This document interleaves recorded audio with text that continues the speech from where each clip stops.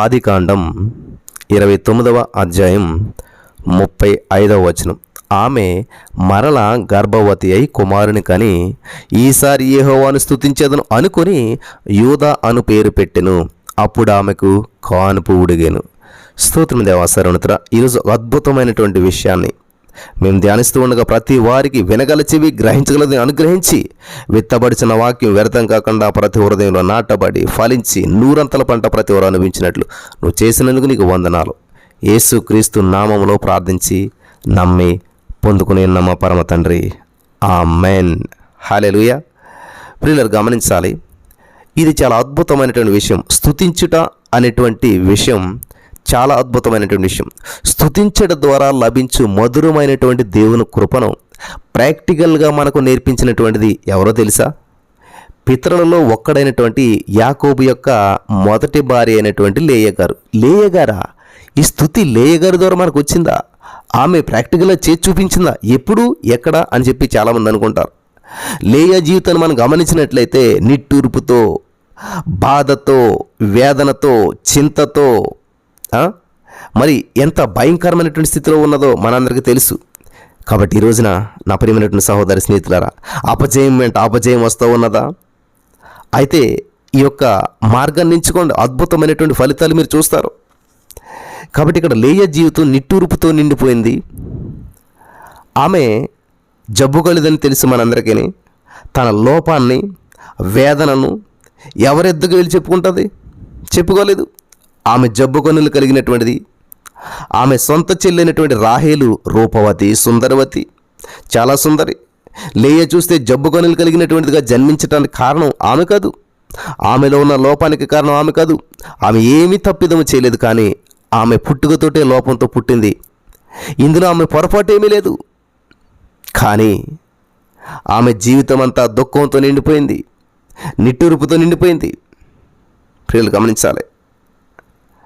యాక్చువల్గా చెప్పాలంటే యాకోబుకు ఆమె మొదటి భార్య అయినప్పటికీ తన భర్త ప్రేమను పొందుకోలేకపోయింది. భర్త ప్రేమ ఏమీ దొరకలేదు.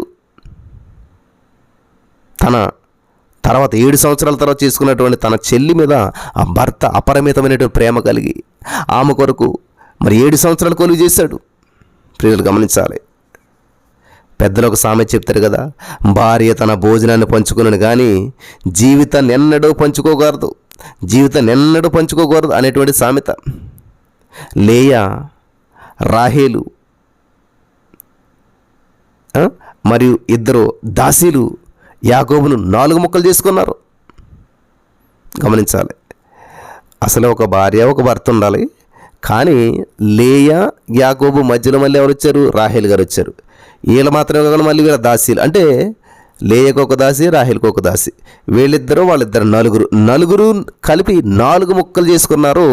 ఇక్కడ యాకోబు గారి జీవితాన్ని 4లో ఒక భాగం ప్రేమ కూడా ఈ లేయ గారికి లభించలేదు. తన భర్త యొక్క సంపూర్ణమైనటువంటి ప్రేమ కొరకు లేయ ఎంతో పరితపించింది, అంగలార్చింది. ఏమీ దొరకలేదు. ఎలాగైతే లేయ గర్భవతి కుమారుని కన్నది, ఓ యెహోవా నా శ్రమను చూశాడు కాబట్టి నా పెనివిడి నన్ను ప్రేమిస్తాడు అనుకుని తనకు రూబేన్ అనేటువంటి పేరు పెట్టింది. ఆదికాండం 29:32. అయితే ఆమె, ప్రియులు గమనించాలి, లేమి తొలగలేదు, ఆమెకున్నటువంటి లోటు తొలగిపోలేదు. నెక్స్ట్ మళ్ళా 2వసారి కుమారుని కన్నది.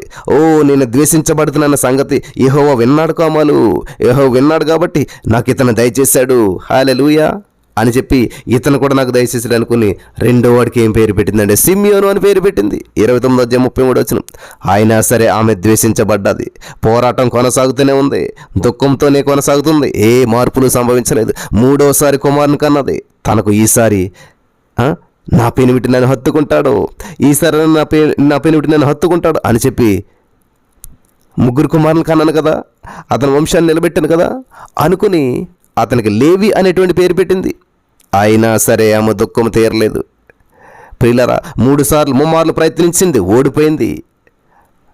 అద్భుతం. ఎక్కడా కూడా 3 కుమారుల కన్నా కూడా భర్త ప్రేమను పొందుకోలేకపోయింది. మానవ ప్రేమ కొరకు ఎదురు చూచి అపజయం పాలైపోయినటువంటి లేయ తుదకు ఇంకా ఇది కాదు మార్గం. మనం ఈ జీవితంలో ఎన్ని ప్రార్థనలు చేసినా, ఎన్ని ఉపవాసాలున్నా, ఎంత కన్నీరు కార్చినా మన జీవితంలో కార్యం జరగడం లేదు, అద్భుతములు జరగడం లేదు, అప్పుల నుంచి బయటపడటం లేదు, లేకపోతే భర్తలు మారుమని చూడలేదు. ఇది మార్గము కాదు అని చెప్పి చివరికి లేయా ఎంచుకున్న మార్గం ఏంటి తెలుసా? స్తుతి మార్గము. హల్లెలూయా. స్తుతి మార్గాన్ని కనుగొన్నది. తన భారమంతా యేసుక్రీస్తు ప్రభువారి మీద వేసింది. తన భారమంతా కూడా ప్రభు మీద వేసింది. ఆయన పాదాల చెంత కూర్చుని స్తుతించి ఆనందించే మార్గాన్ని కనుగొన్నది.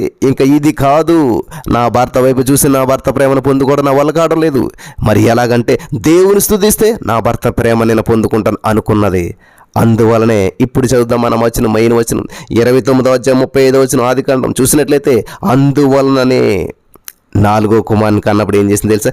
ఈసారి యెహోవాను స్తుతించదను అనుకొని యోధా అను పేరు పెట్టెను. హల్లెలూయా. ఏంటంటే ఈసారి, అన్నిసార్లు అయిపోయి, అన్ని ప్రయత్నాలు అయిపోయి. ఈ రోజున మీ దేవుడు మీతో మాట్లాడుతున్నాడు. అన్నీ అయిపోయినాయా? అన్ని ప్రయత్నాలు అయిపోయినా? అయితే చివరి ప్రయత్నంగా స్తుతి ప్రయత్నం చేయండి. ఈసారి యెహోవాను స్తుతించదను అనుకొని యోధా అనేటువంటి పేరు పెట్టింది. అప్పుడు ఆమె కాన్పు ఉడిగినంటే ఇంకా పిల్లలకి అంటాం ఆగిపోయారని చెప్పేసేసి అనమాట. ప్రియులు గమనించాలి, ఇక్కడ చాలా అద్భుతమైన విషయం ఇందులో దాగి ఉన్నది. యోధా అనగా ప్రభువును స్తుతించెదను అని అర్థం. ఇక మీదట నేను స్తుతించెదను, నేను ఆయన స్తుతించెదను అనేటువంటి తీర్మానము మొక్కుబడి చేసుకున్నది. హల్లెలూయా. మన ప్రియ రక్షకుడు యేసుక్రీస్తు ప్రభువారు యూదా గోత్రపు సింహం అని మనం పిలుస్తూ ఉన్నాం. అవును ప్రియులారా, ఆయన స్తుతుల మధ్య నివాసం చేసేటువంటి రాజసింహం. హల్లెలూయా. స్తుతి వలన కలుగు ఆదరణ మాత్రం కాదు, స్తుతిలో ఉన్నటువంటి శక్తి మరియు ఆశీర్వాదం లేయా కనుగొన్నది. ప్రభును స్తుతించదనని లేయా తీర్మానించినందున లేయా గర్భంలో పుట్టినటువంటి యూదా గోత్రంలోనే యేసుక్రీస్తు ప్రభువు కూడా జన్మించాడు. హల్లెలూయా. ఈ యూదా గోత్రం నుంచే, ఈ స్తుతి గోత్రం నుంచి యేసుక్రీస్తు ప్రభువు వచ్చాడు. స్తుతించుచున్నటువంటి లేయా, నీవు ధన్యురాలువు, నీవు మనుషుల ప్రేమ కొరకు అంగలార్చవు, ఇక మీదట నీవు దుఃఖముఖిగా ఉండవు. హల్లెలూయా. ప్రభును స్తుతించదనని తీర్మానించినటువంటి లేయా తరువాత ఏడ్చుచూ ఉండలేదు, కానీ రాహేలు తన పిల్లల విషయం ఏడ్చుచూ వారు లేనందున ఓదార్పు నందనలకు ఎండని అని మత్తయి సువార్త 2వ అధ్యాయం 18వ వచనంలో పరిశుద్ధాత్మ దేవుడు రాయించి పెట్టాడు అక్కడ. నా ప్రియమైనటువంటి సహోదరి, స్నేహితులారా, అపజయం వెంట అపజయం పొందుచున్నావా? అందరూ నిన్ను తృణీకరిస్తూ ఉన్నారా? నిన్ను అల్పంగా భావిస్తూ ఉన్నారా? విసుగు చెందిపోయి ఏడుస్తూ ఉన్నావా? ఏడవద్దు. నిన్నందరూ వెలివేశారా? మరి నీ హృదయం అంతా గాయపడిపోయిందా?